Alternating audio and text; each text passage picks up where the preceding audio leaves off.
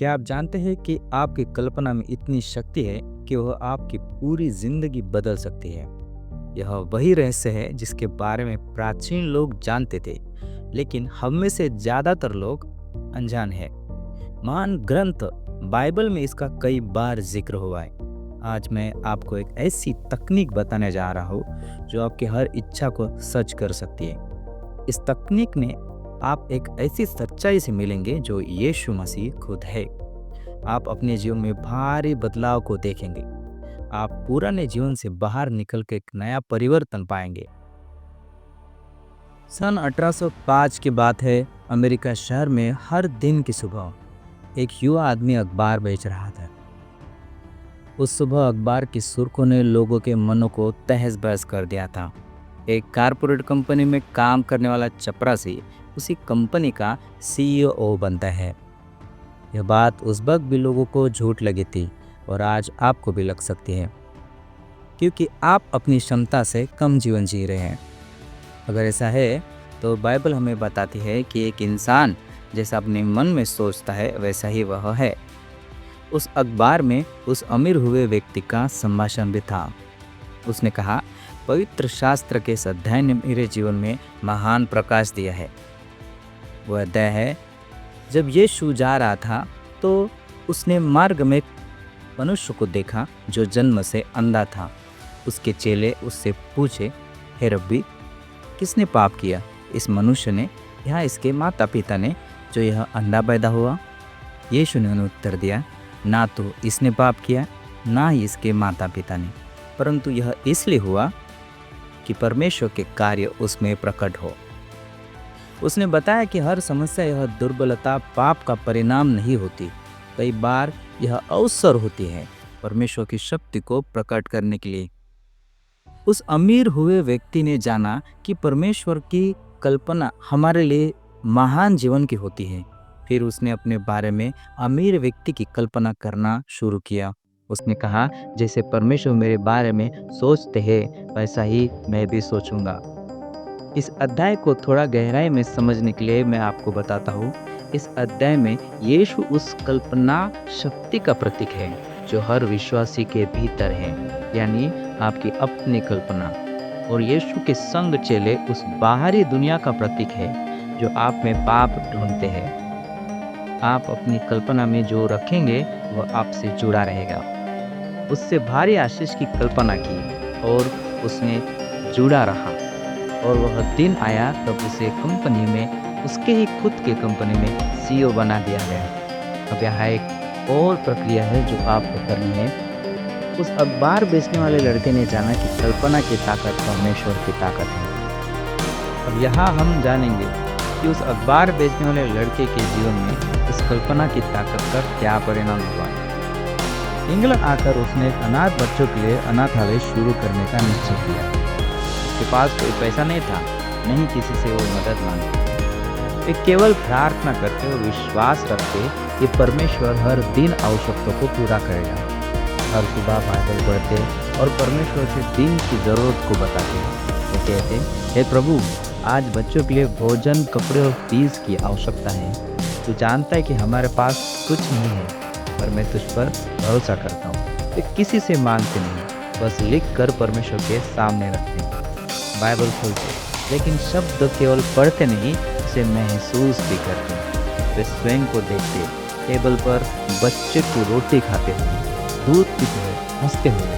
रसोई में कुछ नहीं है, पर उनकी कल्पना की आंखों में सब कुछ तैयार है। मैंने भीतर देखा कि बच्चों का पेट भरा हुआ है, इसलिए बाहरी दुनिया को बाध्य होना ही था कि यह दृश्य पूरा हो। वे आंखें बंद करते और कहते, धन्यवाद प्रभु, आज का दिन की भरपूरी के लिए हर बच्चा देखभाल पा रहा है। कल्पना में वे सुनते बच्चों की हंसी, रोटी की खुशबू महसूस करते और वह इसी भावना में जी रहे थे। और मैं आपको बता दूं कि यही प्रार्थना पूरी होने की छवि है।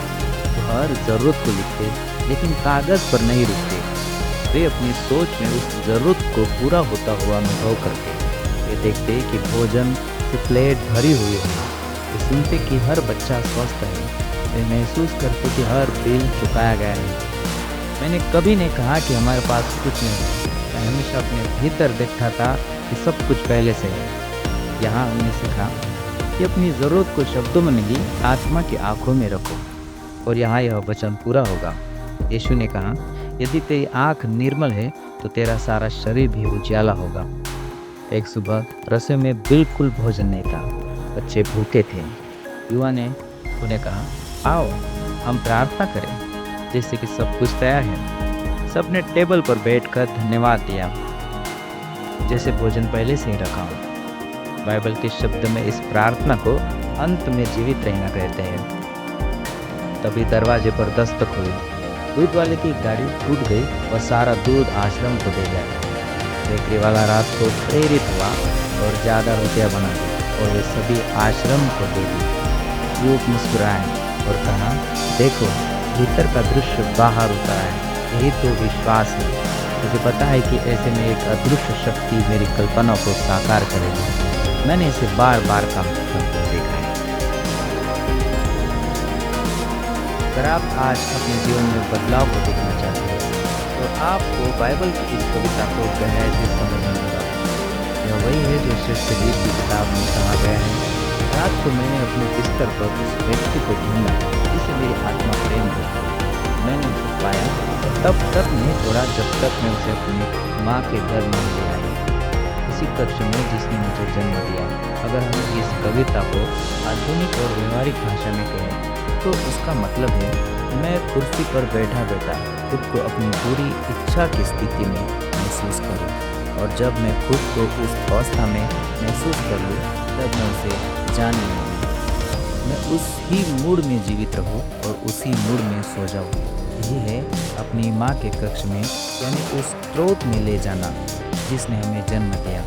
लोग इस अद्भुत शक्ति से पूरी तरह अनजान हैं, लेकिन जब कोई व्यक्ति इस शक्ति को अपने भीतर खोजता है, वह फिर कभी पहले जैसा नहीं रहता। अब वह जीवन को केवल प्रतिक्रिया देने वाला नहीं बनता, बल्कि जीवन का सृजक बन जाता है। इस रहस्य यही है कि अपनी कल्पना को पूरी इच्छा की भावना में केंद्रित करें तो उस अवस्था में टिके रहें। हम में से ज़्यादातर लोग खुद को महत्वपूर्ण और महान व्यक्ति के रूप में कल्पना करने से डरते हैं, क्योंकि जैसे ही हम यह मानना शुरू करते हैं, हमारी तर्क शक्ति और इंद्रियां तुरंत हमारे विश्वास को झुठला देती हैं। हम अपने पुराने परिचित संसार को पकड़कर रहना चाहते हैं, क्योंकि वह हमें सुरक्षित लगता है। लेकिन मैं आपसे कहता हूँ, इसे आजमाएं। अगर आप इसे आजमाएंगे तो आप प्राचीन लोगों की उस अद्भुत बुद्धि को खोज लेंगे।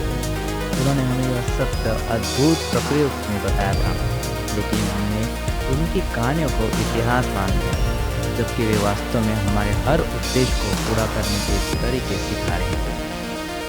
कल्पना हमें भीतर से उन अवस्था से जोड़ती है जो पहले से ही मौजूद है। वे अवस्था केवल संभावना है जब तक हम उनके बारे में सोचते हैं। मैंने पहली बार 1933 में न्यूयॉर्क शहर में इस अद्भुत शक्ति के बारे में सुना। मेरे एक पुराने मित्र ने मुझे यह सिखाया। उन्होंने यूहन्ना की किताब से मुझे अध्याय 14 पढ़कर सुनाया। यीशु कहते हैं, मेरे पिता के घर में बहुत से महल हैं। अगर ऐसा न होता तो मैं तुम्हें बता देता। मैं तुम्हारे लिए स्थान तैयार करने जा रहा हूँ, और अगर मैं तुम्हारे लिए स्थान तैयार करूँगा तो मैं फिर आऊँगा और तुम्हें अपने पास ले जाऊँगा, ताकि जहाँ मैं रहूँ वहाँ तुम भी रहो। उस मित्र ने मुझे समझाया, यह पिता का घर कोई स्वर्गीय जगह नहीं है, वह महल हमारी इच्छाएं है। अगर हम अपनी इच्छित अवस्था में एक वास्तविक तस्वीर बनाएं और फिर उस अवस्था में प्रवेश करें जो आत्मिक है और उसी में रहें तो स्वाभाविक है, तो हम उसे साकार करेंगे। तकनीक कभी असफल नहीं। तो आप जान गए कि परमेश्वर की ताकत आपकी कल्पना से जुड़ी हुई है। अगर आप अपनी कल्पना में अपनी इच्छाओं को देखते हैं, अपने जीवन को फला फूला देखते हैं, तो यीशु उस कल्पना को पूरा कर सकता है। यही वो तकनीक है जो परमेश्वर ने पानी को दाखरस में बदली थी। अब आप इस बात को जान गए हैं और इसे अमल में लाना चाहिए। ये आपका आत्मिक जीवन की सेवा है।